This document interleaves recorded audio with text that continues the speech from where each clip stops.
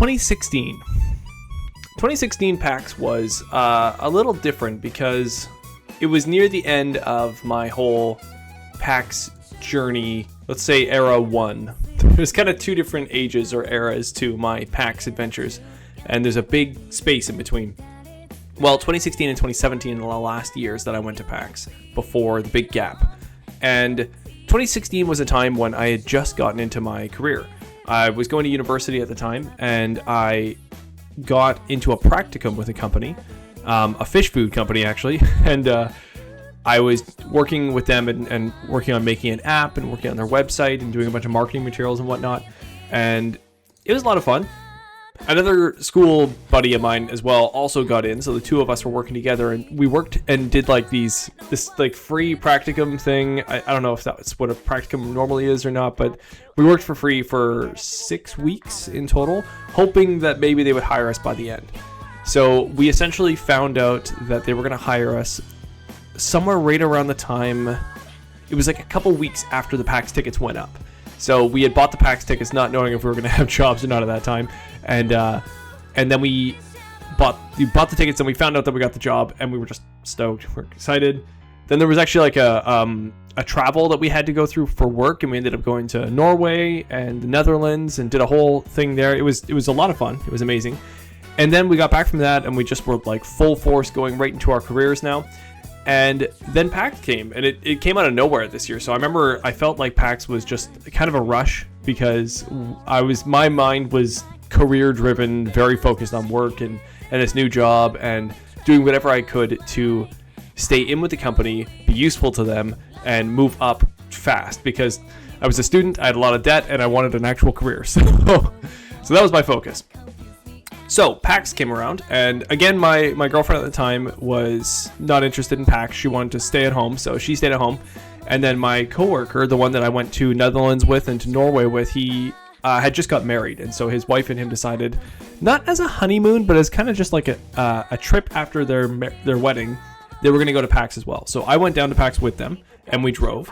So they took me down in their vehicle and drove me down across the border and all that, and they were going to stay at a hotel and all that, and I was going to stay with my buddy in downtown Seattle like I've done the previous years. So all was well, and we got down there, and same old, driving down to PAX, having a lot of fun. That was all good. We got there on the Thursday, and we got our tickets. This year I had got 3 tickets, so I got the Friday, the Saturday, and the Sunday. So it was a 3-day PAX adventure, just kind of a big blowout for me, have a lot of fun and enjoy it. And in my mind I was kind of thinking this might be one of the last ones too, so I was really thinking like just enjoy the experience. You're on your own this time, so just do what you want to do and get it out of your system for now, because you probably have a lot of years of saving up for a house and eventually a marriage and then kids and all that in the future. So we really enjoyed this year. So that was my focus. We got into Seattle, parked the cars, got to the hotels. I got to my place, my buddy, dropped off the stuff, and then we met up again at the conference center. Got to the conference center, we got our tickets. We got our 3-day tickets, and I took them up the escalator like I do every year. So we went up the escalator, went down the escalator, and we took a look at all the sites and everything. And I remember just genuinely being quite happy about Seattle. I thought Seattle looked really pretty. I thought it was a lot of fun. There was Thursday cosplay stuff happening. There was like a Horizon thing was going on at the time. I can't remember what those robotic dog things are called, but there was like a puppeteer kind of version of that happening outside of the conference center, which is super cool.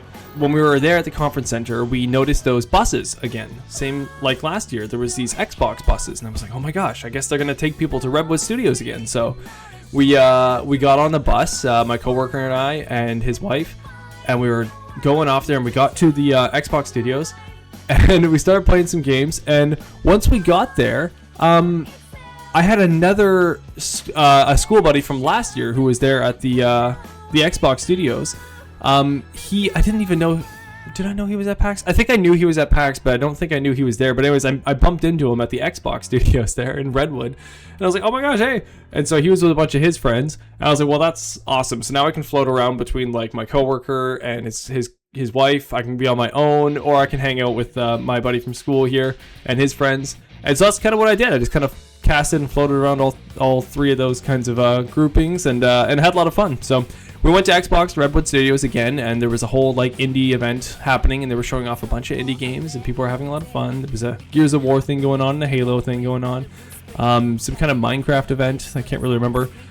And then Ark Survival Evolved was a huge focus for a lot of PAX this year, and it started there at Microsoft. Yeah, and I remember the food trucks and stuff that were there. There was just a whole bunch of cool stuff there. Got back to Seattle then from Redwood Studios. It was now like dinner time-ish or whatever. And I did my thing. I went to the Sheraton and I got a drink, as I always do. The only kind of... Let me switch hands here. The only kind of like difference that I can remember is that there was a podcast I was starting to listen to quite a bit. At this time, I was listening to Kind of Funny Games? No, Kind of Funny Podcast? Kind of Funny. I can't remember. Anyways, it was with Greg Miller and Colin Moriarty. And the guys from IGN, and they started a podcast in their own separate company, and I was super into their podcast at the time. So this was like, I was just getting into like audiobooks and podcasts and all that around 2015, and I was really excited about it. So 2016 hits, and I've been listening to these guys for about a year, and I was really into it. And I was at the Sheraton now getting a drink, and I saw Greg Miller, and I was like blown away. I was like, this is what happens. You come on the Thursday, and you see your heroes kind of like beforehand. This is 2016. This is before any, if anybody knows, there was a bit of drama that happened right after this. And this was before, when I was still like super into all these guys. But regardless, I was happy to see him. I think I posted on my Twitter something like, I said, I just saw a wild Greg Miller. And then he like posted back and then immediately was like, oh, why didn't you say hi? And I remember thinking like, oh, I'm just like way too shy. I'm way too shy to go up and just randomly talk to somebody like that. I hope I wouldn't have embarrassed myself if I did, but I feel like I would have, so I didn't try, if that makes sense. So anyways, it was cool. And so I took a photo at the Sheraton when I was having a drink, and I remember there was some of the guys from Kind of Funny were behind me. I don't know if they're in the photo or not, but I remember, God, I can't remember their names anymore now. There was Tim? Was it Tim? So from there, again, I remember I found out that there was a Nintendo event happening, and this one was at the Space Needle, the Mopop museum thing that was happening, just like it did the previous year. So I took public transit, which I almost never take, but I decided to take the public transit to get there, and I took the little tram trolley thing they've got in Seattle. I remember taking it, and it felt... I would say I felt out of my comfort zone, but I've been living in the city now for a while. Sorry, in Vancouver City for a while now. So I was a little bit more used to what public transit even looks like. So it wasn't as intimidating or anything like that for me. So I remember I took it. I was actually really pleased by it. It was kind of like the SkyTrain in Vancouver, but it was just a little more tourism-y, if that makes any sense. But it was fun. I liked it, and took it over to the Space Needle there. It was a nice little trip, and got to see Seattle in a nice way. So I recommend it. If you're ever going to the Space Needle, you can walk from like downtown. It's really not that bad to walk it. I've done it many times. But if you take the little tram, it's also quite fun. So I got there, and there was a Nintendo indie event. Nindies at Night, I think. Nindies at Night.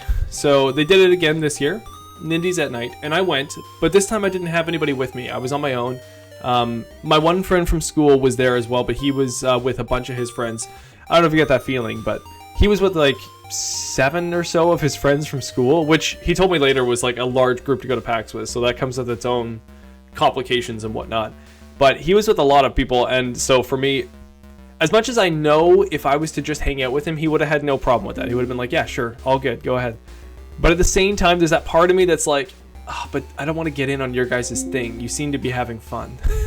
So if you know what I mean, that's how I felt during this too. So I was kind of coasting on my own, you know, from a safe distance, but also saying hi every now and then. So at the Nindies at Night, I was doing my own thing, going around and seeing the indie stuff. One thing I should say before I get into the story is that in Vancouver, I was doing a meetup thing. It was an app called Meetups or something. And there was a big meetup event that happened in Vancouver once a month. And it was started by some of the guys from Power Up Audio, I believe. And the one, Kevin, I think from last year that I might have shown a little bit from the Towerfall tournament.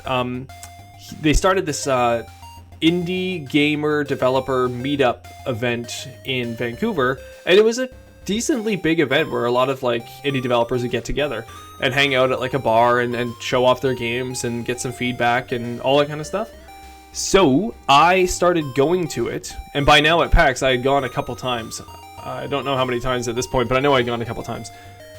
And so that's one thing. I was doing that, And then separately, when I was in school, I met a guy who I just became kind of friends with during school, and he was a musician.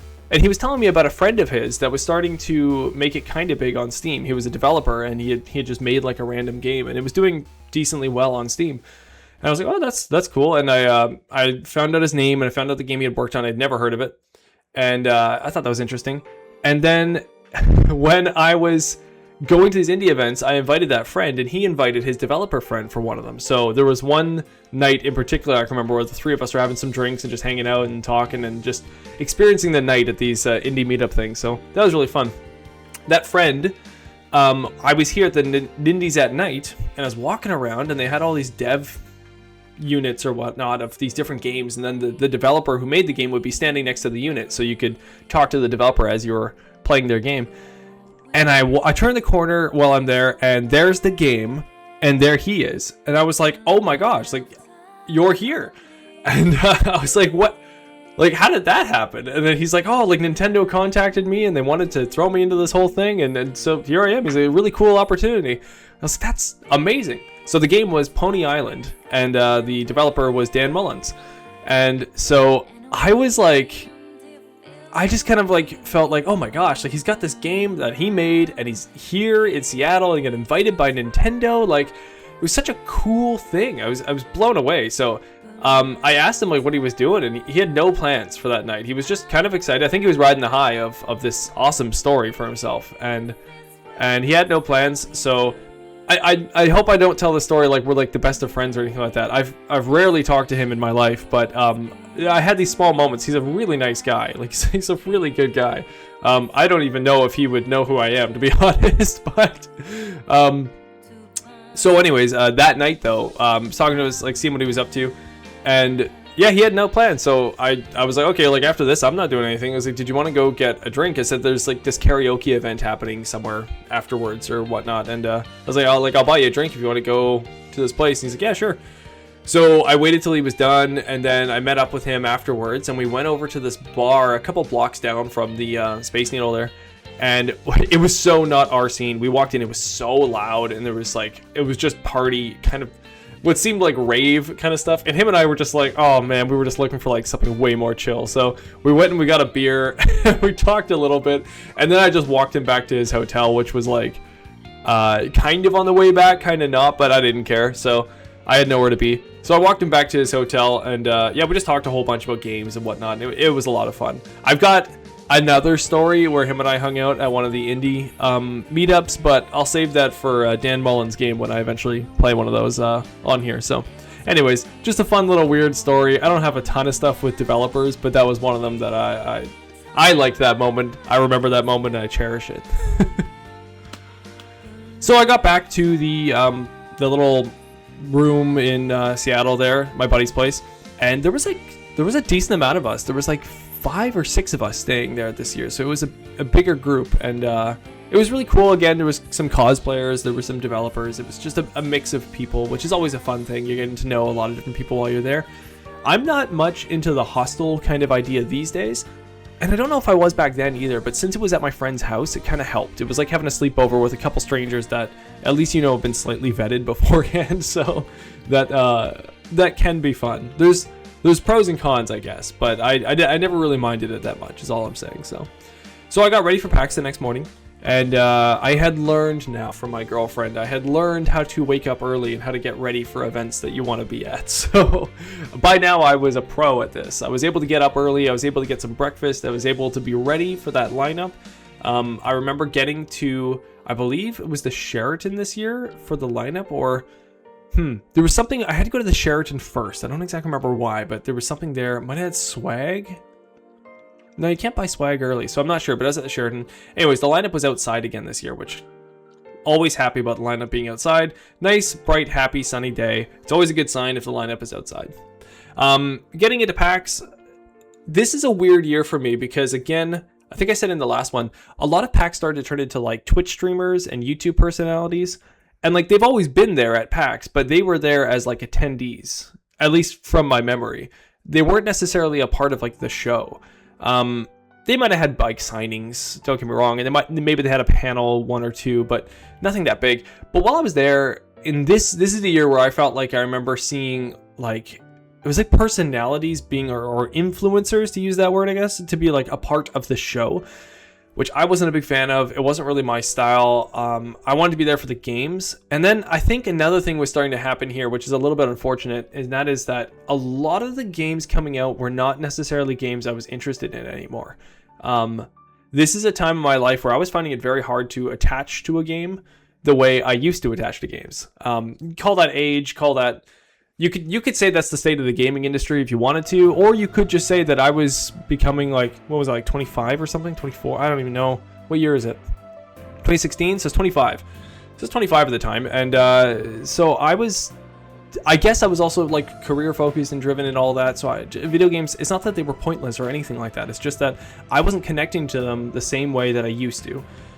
So I saw these big titles, For Honor, which I remember being really jaded on, and the new Resident Evil, which wasn't really my style or my interest at the time. So these were like big titles that people were super into, and for me, it was more about indie stuff, if that. I think I had played Undertale around this time too, and I think I found that to be a very compelling game that had a lot going for it, and yet here's these big things like For Honor having a giant booth, and I was like, I played like maybe 20 minutes of For Honor, and I could not stand that game. On the positive side, I'm just trying to explain my thought process around that time, and as to why PAX started to feel a little bit more like a drain instead of like a fun experience. That's something I'll have to talk more about in my next video, in the 2017 one, but for now at least, those thoughts and ideas were definitely coming to the surface. A big one that was here, though, was Ark Survival Evolved, like I mentioned last time. I think, to anybody who plays the game a lot, Scorched Earth was just releasing at this time. So that's the state of Ark. And I loved Ark. I thought it was a fantastic game. I was really into it. There wasn't a lot of games that hit me the same way that Minecraft hit me. And this was kind of close. It wasn't totally there, but it was kind of like a Minecraft Pokemon kind of hybrid for me. So I was really enjoying that. There was a weird experience. I remember when I went to Norway, I had a game on my laptop I was playing in an early access version of the game, and it was Stonehearth. And I remember thinking the game was all right, but I had a couple bugs, like weird little things. I remember this odd experience. I went up to the indie floor here, and there was the Stonehearth devs were there. And I was like, oh, wow, cool. Went up, I explained that I love the game. I played it while I was on like a business trip traveling, essentially. And then I remember being like, hey, and I got this random bug, and I was talking to like a developer, and as soon as he heard bug, I like saw his eyes like light up, and he immediately just kind of like, he like grabbed like Jerry, his like developer guy. He's like, Jerry, he like pulled him in, and he just like sidled out. And like suddenly now I'm like talking to this developer guy, and he's like, okay, like what computer were you using? What was the Windows system? You know, like how much RAM did he have? What was your graphics card? I was like, oh god, okay, sorry. So having a very innocent conversation until I talked about a bug, and I was like, get out of here. No, but they were very accommodating. It was a really, really nice dev team. I love those guys. I never really played the game much more after that, to be honest, but it was a fun game. I don't know what happened with it, if it's still around today. It probably is. But very good developers, very nice guys. Seattle was beautiful this trip. I'm going to generalize the rest of the trip pretty much, just so you're aware. I don't need to break it down day by day for you anymore, because to be quite honest, a lot of the day just blends together as it does in the past. But Seattle was beautiful. Nice sunny days. I really can't complain too much about, the state of the city at that time. Sometimes it rains the whole time you're there at PAX, but this time it was very beautiful, very sunny, and it was a really good time to see the city. We went to panels this year. I hung out with my coworker and his wife, and we went to a Telltale panel where they released a trailer for the new Batman game. So Telltale was talking about Batman, and people were really excited about that. I remember I had the inkling that Telltale was like, they really needed to make a hit or else they were going to go under at this point. I think Kinda Funny was talking about that a lot, and I was sort of like, really like, oh god, they gotta get their stuff together, My other school friend, him and his like 7 friends that he was with, his big group of friends, I would bounce around between him and my coworker every now and then, and I would go back to him, and his 7 friends would all be in a tournament, or they would be like playing a console free play or PC free play. So I would hang out with them. I played my first game of League of Legends ever here in 2016.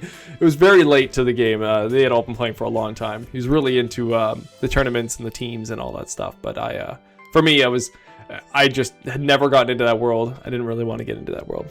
Pokemon was big there. There was Pokemon Sun and Moon. That was the what is it? That's like the Hawaii equivalent for Pokemon.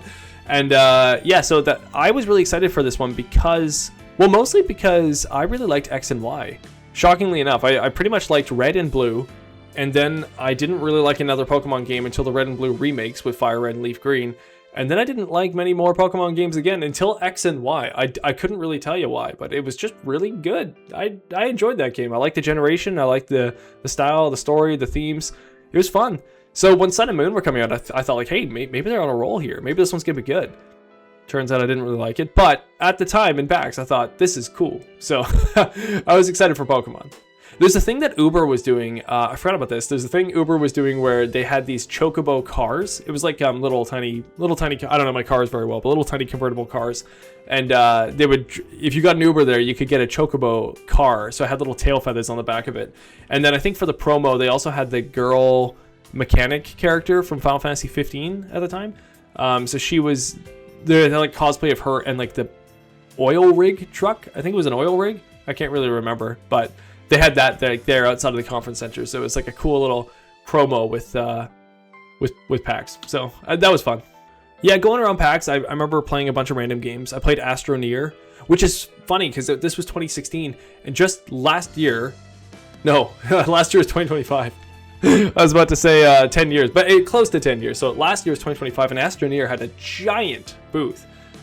Which was fantastic. It was awesome. But it's funny looking back at my photos and seeing the Astroneer booth this year too for 2016. So long time that game's been around. I really need to actually check it out because I haven't totally played it yet, but I see it all the time. So there was another game there called Eco that I was really attached to. I played it for like the whole time I could play the demo, and I really enjoyed it. It reminded me of a Minecraft mod pack.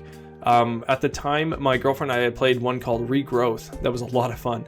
And so Eco reminded me of that. But it was kind of sad. I talked to the developer of it, and I was really interested in the game, and I found it fun. And then I told him, I was like, oh, this reminds me a lot of Minecraft.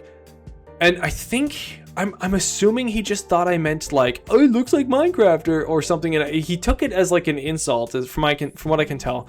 And he seemed really like jaded. And he immediately was like, no, it's not like Minecraft. And he like shut it down. And I was just like, oh, it kind of soiled it for me a little bit. I still bought the game. I bought it early access, and I followed that dev for years to like see the stuff he was working on because it was a really interesting concept. But I can never get that moment out of my head.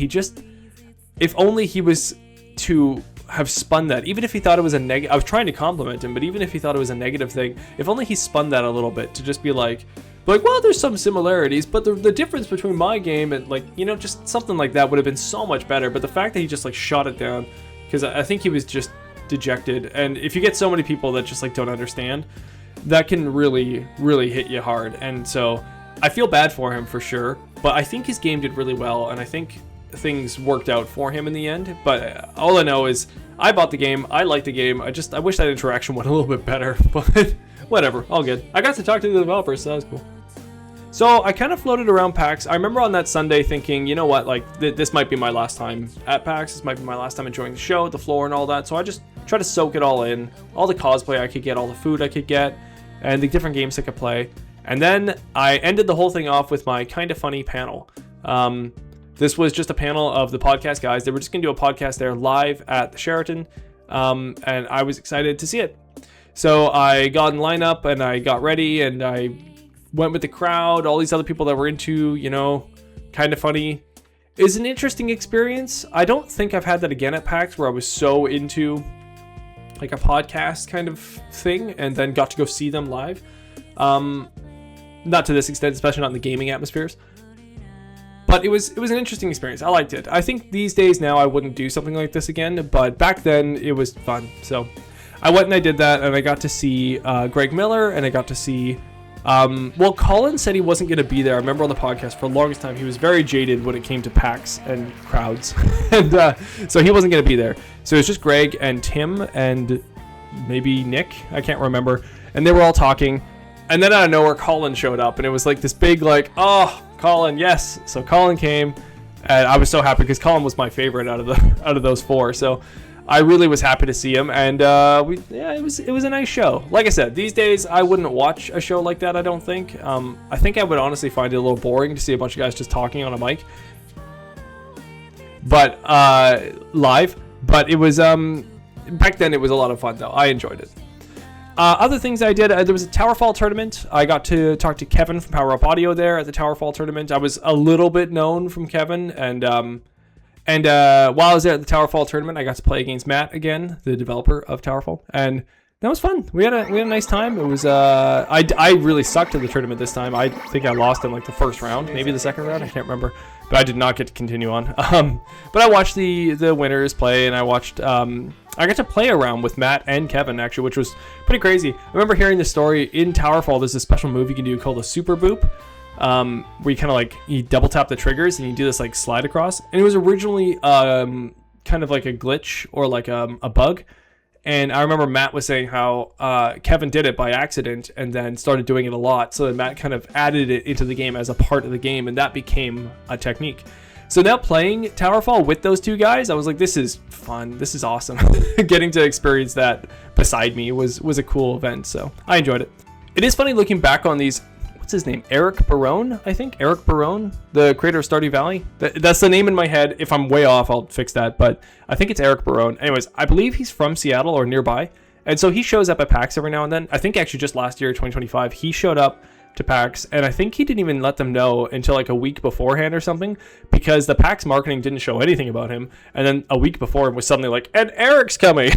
And he had like a couple different random Stardew Valley events. It was like, oh, okay. So I feel like he just kind of shows up when he wants to, and people love it. Anyways, he shows up to PAX every now and then, and he was here back in 2016. I don't remember when Stardew released, but this would have been closer to the release of Stardew. And he was there, and I remember I talked to him, but not like a full conversation. It was sort of like he was there at his table, and he was selling some merchandise. I think he was talking to a mom and her kid, if I remember correctly. And then I was kind of just like trying not to butt in on their conversation, but also trying to like be a part of it in some way, shape, or form. So I was there too. But still, it was cool. So I got to see him, not really meet him, but sort of meet him. But it's easy enough to meet him as far as I can tell. If you go to PAX, you will probably see or meet him. Leaving Seattle, I remember I had that wistful feeling of, this is it. It's kind of over now. Hopefully I come next year, but I at this point, I'm not sure. So I was taking a lot of I was trying to take in the city as much as I could, just kind of trying to feel it all out as best as I could before having to go back. Yeah.